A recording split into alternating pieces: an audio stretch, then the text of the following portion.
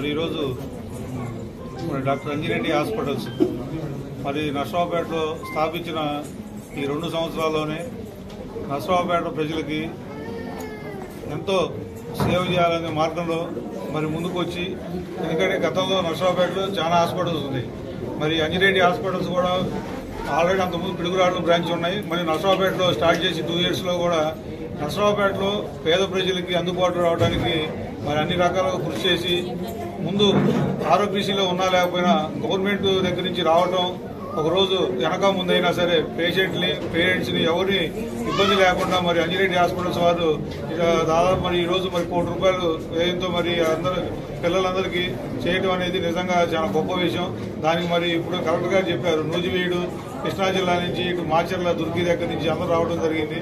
నిజంగా ఆ పిల్లలు కూడా ఆయురాగ్రహాలతో ఉండాలని ఆ భగవంతుని ప్రార్థిస్తూ అంజిరెడ్డి హాస్పిటల్స్ వారికి మా హృదయపూర్వక ధన్యవాదాలు తెలియజేస్తూ, ఎందుకంటే నర్సరావుపేట పట్టణంలో మేము పుట్టి పెరిగిన వారంగా నర్సరావుపేటకి ఇట్లాంటి హాస్పిటల్స్ రావడం చాలా గర్వకారణంగా ఉంది. మరి హాస్పిటల్స్ మన శ్రీనివాస్ రెడ్డి గారికి మరి ప్రత్యేకమైన ధన్యవాదాలు తెలియజేస్తున్నాం.